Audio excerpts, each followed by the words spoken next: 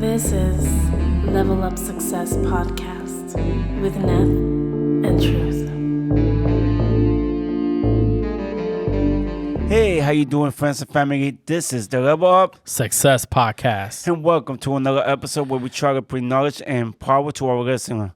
So tell me, Nate, how we gonna start this? Hey, how you guys doing, man? So like I always say, man, this is we are here trying to level up the mind. Okay, so it's all about the level up success podcast, leveling up the mindset. All right. So I'm excited about our guest today that we have, and we're gonna have a very interesting topic today.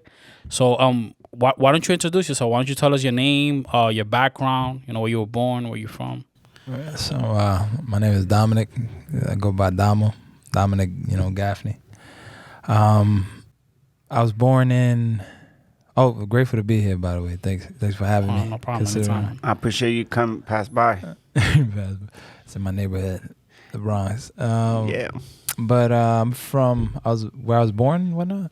Yeah. When you was born. I was born in Annapolis, Maryland, but family moved back here when I was four. My mother lived in Maryland. She's She's originally born and raised in Harlem. Okay. But she moved back from Bowie State when she was going to Bowie State, HBCU, to back here.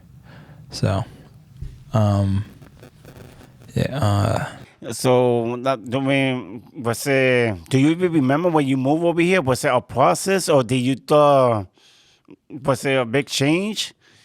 To be honest, I don't even remember. I just remember it was. Wait, hold on. How old were you though? I was 4. Oh, I don't blame you for not remembering much. I mean, yeah, it's hard, yeah. Yeah. Especially as you become older, like. Yeah. I was 4. I was like, I remember flashes. I remember we moved around a lot. I think we had like some homeless shelters since. Okay. Oh, that's interesting. So, how do you make ends meet right now? Like, Make ends meet. The ends ain't meeting. They don't seem to be meeting, at least all the time. But I do, delivery, courier. Okay. I get small gigs here and there. The event production and stuff like that. We're investing. I'm investing in that. So ain't no meat over there. So. All right. So so you basically you are working on something right now. Yeah. Which is the event planning. Can you talk a bit more about that? Yeah. So I run an event planning company called Domo It's something that I started probably a while back, or this probably stems from doing shows in college, but it's basically Bronx-based events, a Bronx-based production company to bring more events and events to the Bronx. Okay. But are you planning to extend your event to other places? I know you started from the Bronx, but... Oh, yeah. Actually, Uptown. So we got to increase like the market for it. The interest is a very niche. So I started something called DJs and Dancers, which, celebrates the synchronicity between DJ and dancers. So... but a lot of the Bronx is not used to going out. They're used to going to the city or places like Brooklyn. Yeah, no, but it's pretty dope that we have something to come back to in here in the Bronx, because we like to travel, we like to go to Manhattan and stuff, but if you can have something around your neighborhood, it's pretty awesome. I've been to the venues around the Bronx, and it's pretty dope. Yeah, it's pretty cool. More to show y'all, and it's more about like, changing the narrative of the Bronx too. So I do a lot of photography, videography work, the Pobolin, taking pictures and videos over there, like freelance photography, mostly free, but. you gotta start like that. Right? Yeah, of course. Everybody got to start like that. I don't understand why. But I'll tell you, can you name them? You do a couple of free, and then if somebody else like your job, who did that for you? This dude. Oh, okay. That's usually how it works. I got a few gigs like that. Yeah. No, and it's like us right now. Like we're providing free content to our viewers. We trying to get the followers in, and then later on we'll create a Patreon, and we'll do a different affiliate and all these things. So it's everything starts from somewhere. That's right? true. So you have to. It has to become more than just a paycheck. at Right. first, right? Because it's something that you want to build, right? Like a career, sort of, right? Well, taking your first steps will teach you that, and I Yeah. think that last year with those 3 events definitely taught me that. Like, Okay, cool. What made you get started? Like what what inspired you to do what you're doing now? I saw, so I was dancing. I've always danced my whole life. The love for Michael Jackson, inspirations like Chris Brown and stuff like that. Okay. And I just really enjoyed dancing, but I didn't always enjoy classes and like some type of dance culture at times. Yeah. Being repetitive. I wanted to, and very strenuous and competitive. I just wanted an open space where people could come together who don't know how to dance, that's like comfortable and suited for them. Yeah. Because I really try to cater to people who love a dance. Like we bring the mat out and stuff like that. We make it intentional. Like we want you to dance.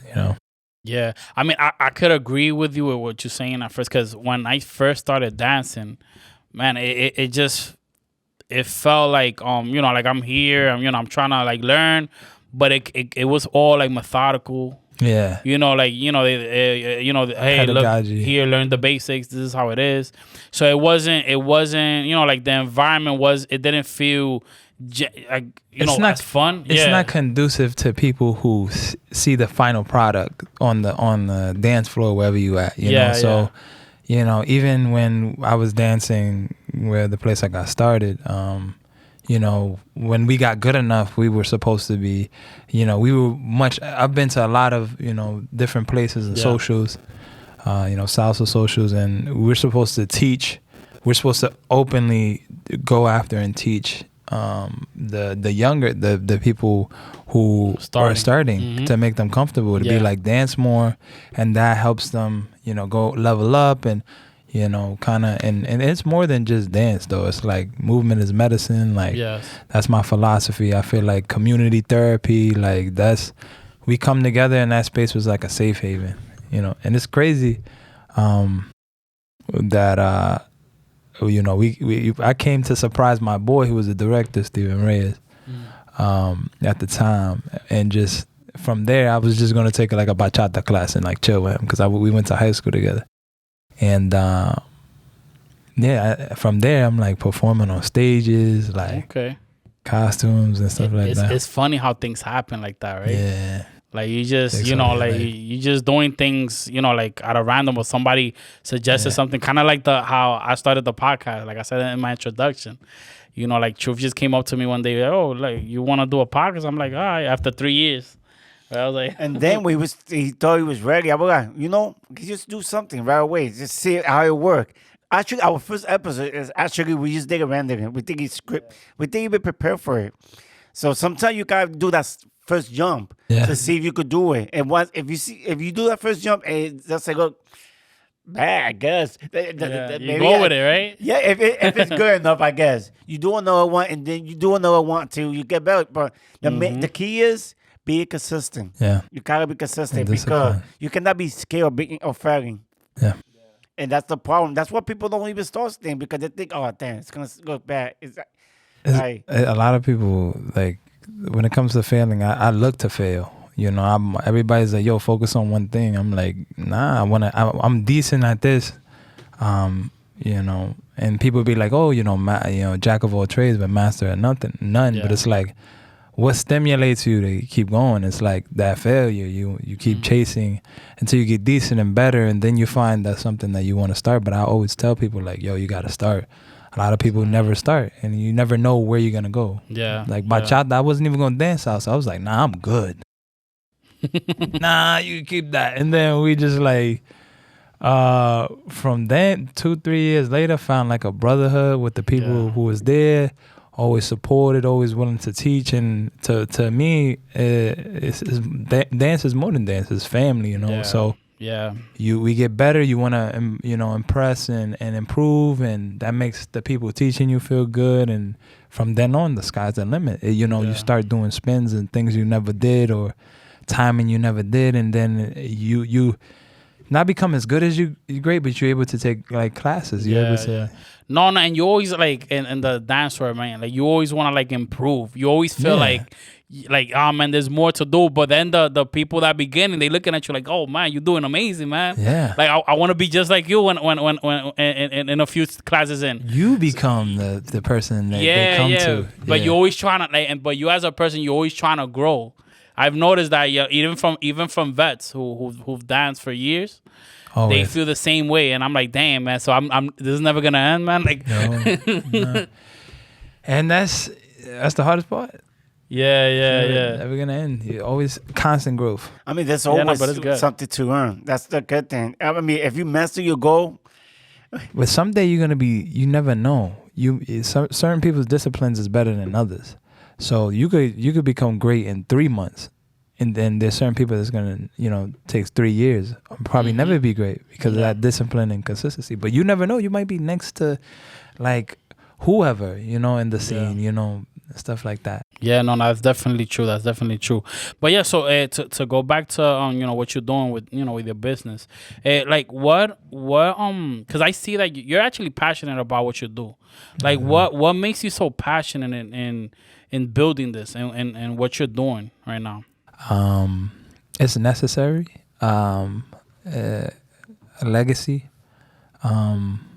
I feel like I'm actually changing or doing something for the Bronx and for.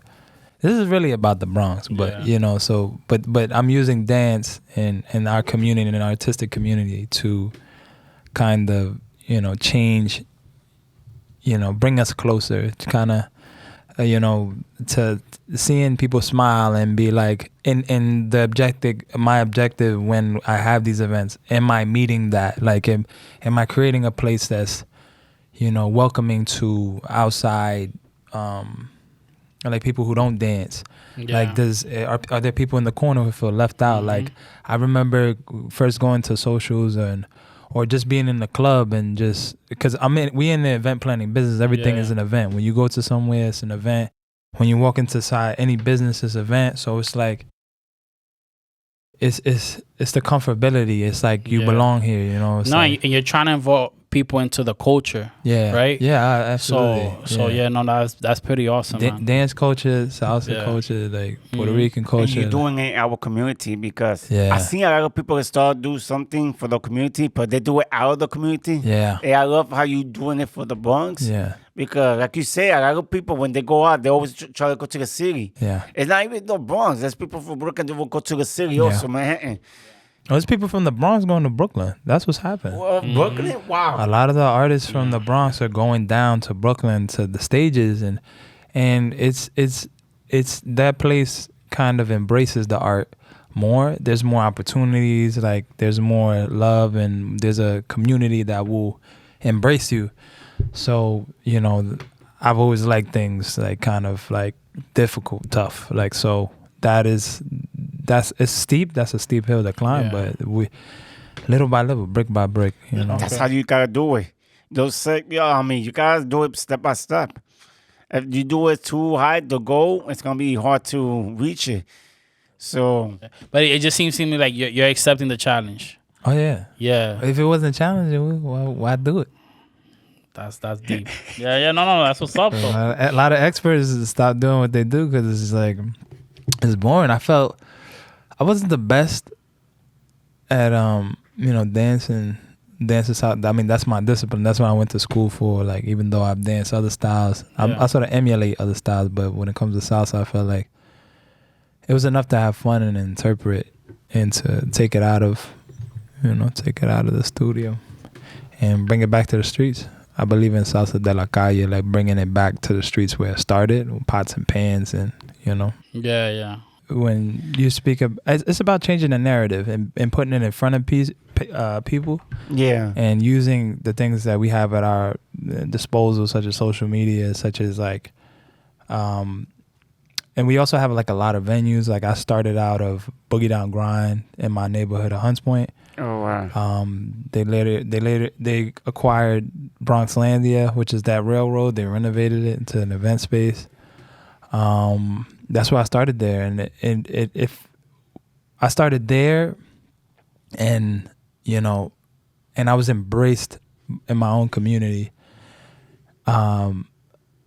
a community that went through hard times and like fighting, like all type of like I took the bus through. Like I was quick to go downtown. Like the pandemic really taught me the love of my community because I was able to go to that spot that opened. It opened a couple years back. And then it was a black-owned business. But I was embraced by my boy Tyson, who's a DJ, B-boy. Shout out to him, the Aqua Dragon. He's nice, bro. And he kind of embraced me one night and was like, yo, hang out after hours.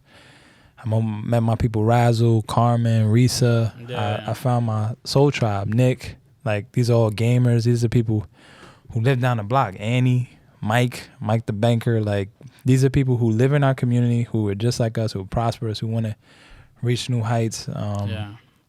And we all have different disciplines. Like, it was like an artist meetup. Like, almost like, I mean, so you seeing it, it bringing up people for our community. So that's dope. What you doing then? We have forced to. You didn't go nowhere. You didn't take no train. I mean, it's little by little, but at least you seeing some type of change, and that's the most important part because it's surprising. It take one person to help. I mean, at least you're helping a couple.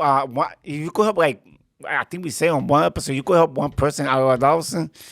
You're doing, you're impacting them. Yeah, that was Stan. Shout out to Stan. Oh, yeah, Stan. Yeah. But my thing is, dope. Find your tribe in your borough. Find your tribe in your neighborhood. Find your tribe on your block. Like, I believe in the borrow sugar method. Like, if my neighbor got sugar, we got sugar. You know what I'm saying? Like, the block got sugar. Like, I believe that we should be taking care of one another. I believe in community-based businesses. Like, whatever you put in, you have, like, you get something out of it. You know what I'm saying? So that place really sparked the growth of staying in my neighborhood. Then I went to the Bronx Brewery. Then Rosette Park. Bronx Brewery is where I had my first 3 events. Okay. I went to Rosette Park, which is in the South Bronx. I went to the Bronx Native. I went to the Tag Up Music Studio. Like, 9 Bistro. Like, this is all in the South Bronx, and there's a community of creatives. The Thinkubator Cafe. Like, we should post a link of all these locations. Give me the link. I put on the YouTube. Yeah, because it's important for people to know. Like, there's a lot of places that you could go to, which is nice environments, man. I've been there, and and if you're the type of person who like wants to get off the scene of buying like $150 bottles, and that's just me being nice, and like right. Casamigo. It's a Casamigo. You know what I'm saying? Summer. So if y'all just want to go to a place where y'all just want to dance and chill, that's a fact. You know what I mean? Like and actually be surrounded with people that that believe in around of the culture, and the people to have conversations with. But bro, just not even that. Just walk around your block, like walk around your neighborhood, like speak to someone who goes to work every day, like break that. We as New Yorkers, we have this thing where like this culture of like even when Lady talked to us in the pizzeria, like the New York inside of me was like, she was, but I understood because I'm enlightened to that. You know what I'm saying? Yeah. Like, I know I'm like, oh, she just, let me be. But I realized we got to be more receptive. Like, we in a city of 9 million people. Like, you should be able to look to the left and right and be like, yo, what do you do? What do I do? So it's not just about dance, but the creative community. It's a New York thing too. That like if you go to a certain state, like people are more, hey, what's up? How you doing? In New York, everybody's too focused. It's too fast paced, and everybody's just trying to get to their own business. So but and I got what you're saying. As far as we want to get to that eventually. This is what we want. We want to be able to look at our neighbors and say hello, have a conversation, just have a peaceful environment overall.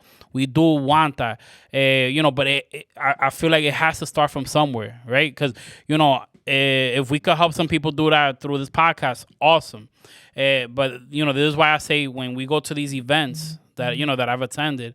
You're surrounded by people who it's like they forget about everything that goes on outside, and we're involved with this environment or with this, the location where we are, and everybody treats each other like family. Well, you got to Yeah. realize you also in a culture. You're in the salsa dance. You're in the dance culture, which is kind of an underworld, which is kind of a world under a world. Mm-hmm. So, like that's another way we can communicate. Like there's a mutual door that we can open. Yeah. So, like beyond our own selfish interests, there's something that we love and connect on there in the Bronx. You know, Yes. so. Yes. No, but It's, that's beautiful, It's man. a culture. It's a subculture in a culture of Dominicans, Blacks, Asians, like everybody's. We in all it. part of the same community at the end of the day. But yeah, you're right. Yeah, man.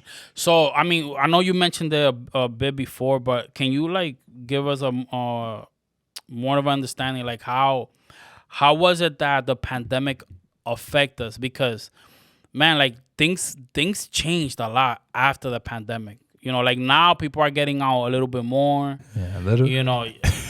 I mean, no. We outside. We out here, right? Nah, but But it was a little bit more stricter. But we're still doing the thing, of course. During pandemic, like I know people during the pandemic that there was like, man, these people are crazy out here dancing.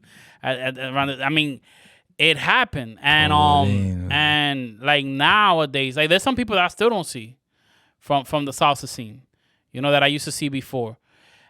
But like people are slowly getting into it. So like, can you talk more about that transition? Like, how was it before versus how it was after, and how how is it before the now? pandemic? Yeah. I mean, Before the pandemic, I was getting ready to. We was about to go crazy.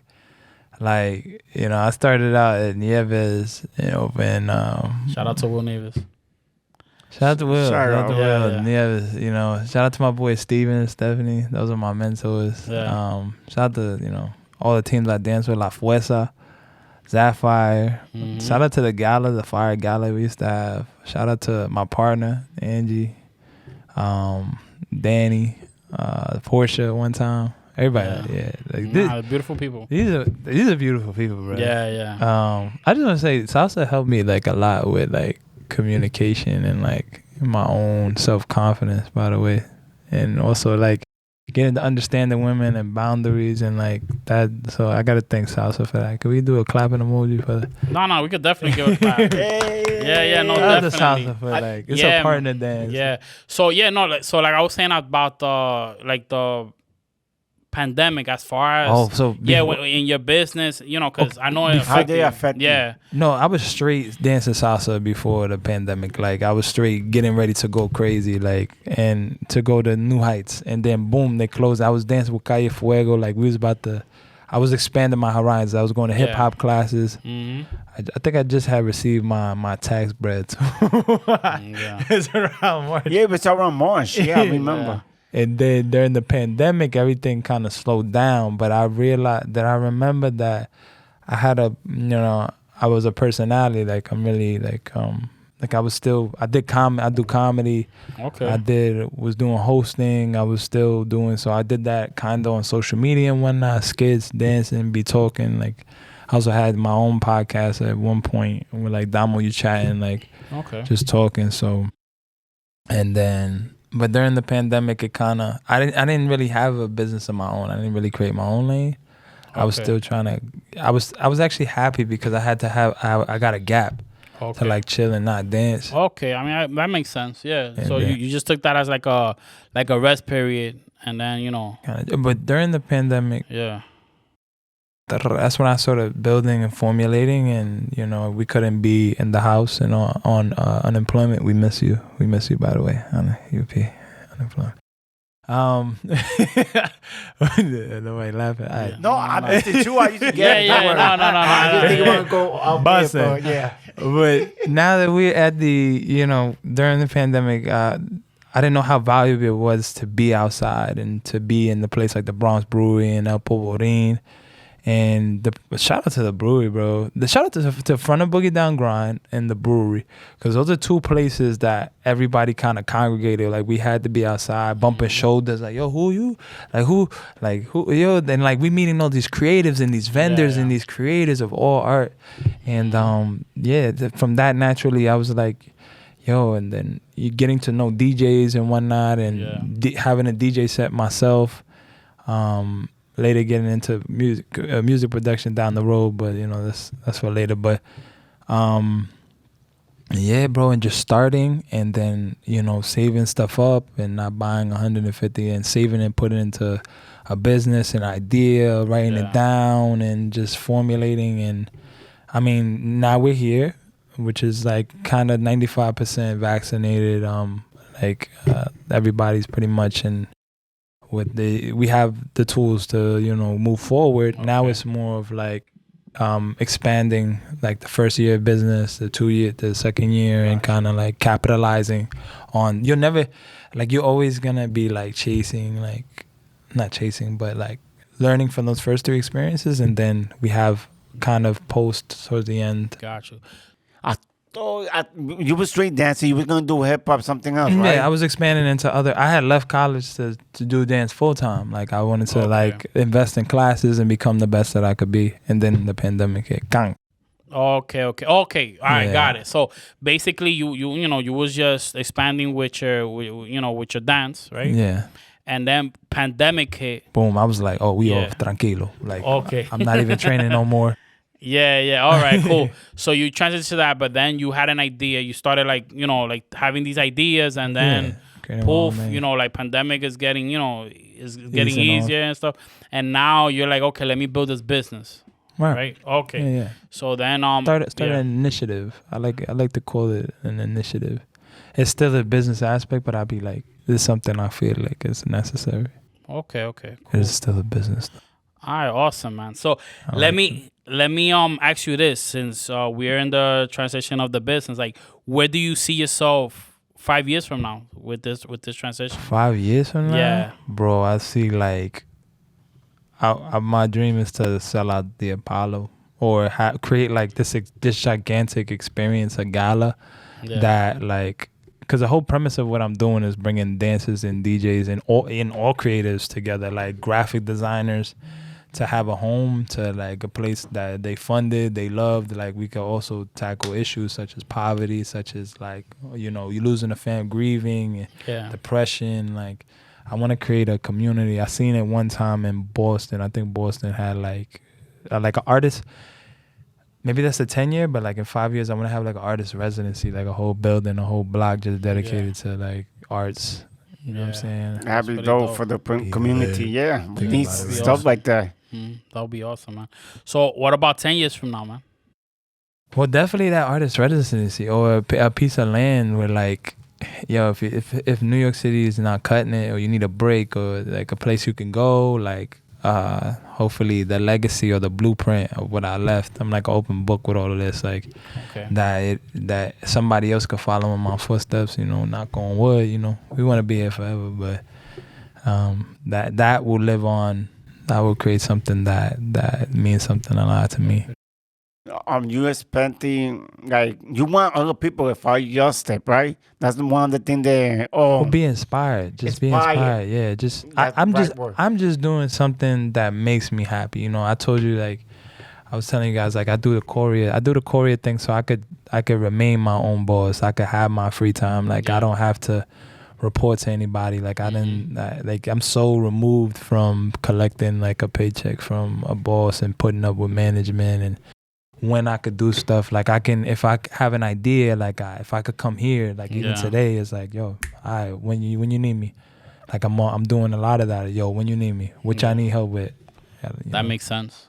That's definitely, And we do, like we encourage people to have this mindset to like work for yourself. Try to build something for yourself, right? Like H said one time, right? He was like, work your 9 to 5, which you have to work, but then go home and work on your 5 to 9, so that eventually your 5 to 9 could become your 24-hour.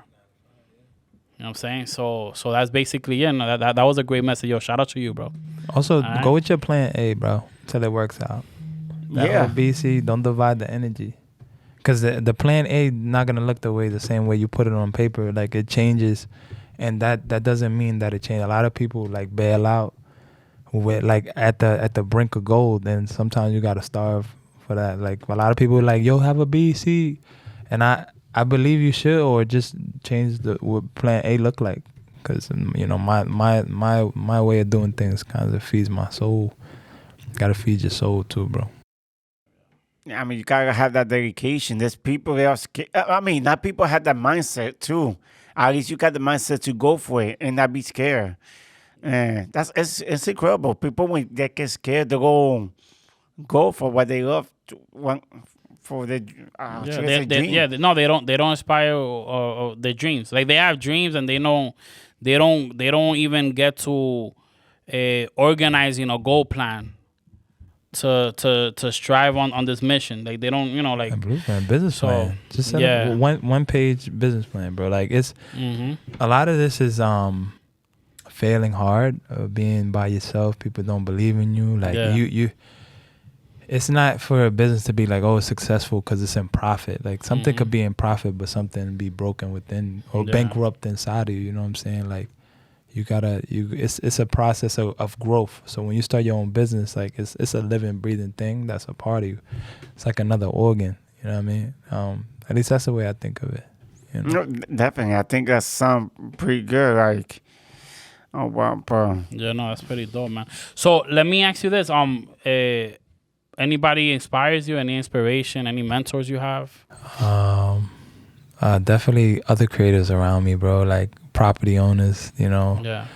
Amari, the Wawa Tag Up, places like, also, this is the first time I've seen like women DJs, like, Mari D, Crema, like Ultraviolet, like just meeting everybody. Like, so it's the people, like the people, 9 Bistro, seeing, like when you open your mind and your eyes and you actively look for and wait and you start to meet all of this whole tribe of like people who like doing. So I would say the people is my inspiration, and also like, E.T., like the people who just tell me you could keep going, David Goggins, like those people just at the brink, bro. I be at the brink like every day of every week.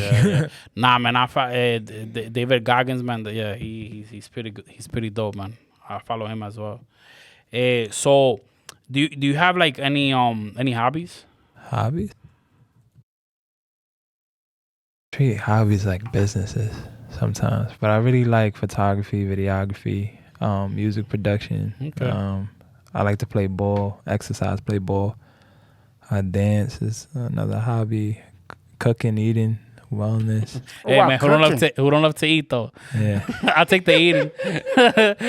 I'm getting back into it. I like to feel good. I like the spot. What else? Hobbies. Yeah, I think that's. I love baseball. I haven't been able to play baseball in a long time. I don't even remember the last time I played baseball. Well, that's dope, though. That's good, dope, man. So, do you have like any messages to the audience? I mean, I see that you have a shirt. I don't know if that's. Yeah. Do you want to promote show? So I got a shirt. Girl thought it was a good idea to give me. That's pretty nice, man. I can have to try to zoom. It's like a street sign. It's like it says Dance Enforcer and in the corner, Dance Enforcer. Domo. Hey, that's pretty dope, man. But let me explain the meaning of Dance Enforcer. So when you come to a party, an event, and everybody's sitting down, like I'm like the first one dancing, but I don't dance for me. I dance for everybody else. That gives everybody permission. I feel like to dance. Yeah. Like it's okay to dance. It's okay to fit. Like it's okay to look or feel how you feel. But like we gonna dance tonight. We gonna have a good time in this moment. If you dance bad, right? There's no bad dancing. Yeah, no bad. There's no bad dancing. Yeah, that's you think we're gonna have a scorecard like, yo, Chu, he sucks. No, but people be getting scared. I hope I'm not making It's all in your head. It's all in your head, bro. We gotta get truth out there, man. Yeah, you can experience what we're talking about. Yeah. No, I understand why you mean. Bro. Everybody's so supportive, bro. Especially in salsa. So, I mean, is there anything else you wanna add? No, I mean, before we end, do you have like a message you would like to give or tell our people? Dang. I'm not gonna lie, chase your dreams. It's something like I went to school. I did everything in school. Like I definitely go to give school a try. Like, and find your purpose and find your tribe and find people who support you, people who love you, who fund you, who share your work and live to inspire others. Because that's the most truly rewarding thing that they could give. Oh wow! So now I appreciate for you passing by. Thank you for having Thank you for the knowledge and power that you're giving man, out. definitely, man. And for our listener, if you like what we're doing, like I always said, tell a friend or family to follow us at Podbean, Google Podcasts, Spotify, whatever music app they have. It doesn't really matter. Yeah. Yeah. Where can they find you, actually? Oh yeah. Oh, you can find me at Domo's Visuals, and also DJs and Dancers. Also, yeah. No, but I definitely gonna put it on the link Be on doing YouTube. more. Definitely tap in. Stay tuned. I'm proud of what you guys are doing. My Thank man you, man. Nate. My man. Forgot his name. True. But happens, man. I'm here to I can't wait to watch the other episodes. Man, definitely, man. Thank you for being our fan, man. Yeah, man. I'm just happy you doing something. Yeah. When I seen it, when you told me, I was like, heck yeah. I'm with it. Yeah, I like man. this guy. He's gonna have to let me use these speakers. Yeah, we're gonna work on music in the future. I should definitely link up for music. But remember, every Monday new episode and every Friday the video version come out on YouTube. So All right, guys. So this is the Level Up Success podcast. What's that outro? Thank you for viewing our content, and I just want to make sure you guys have a good day. All right, peace out. All right, deuces. Peace.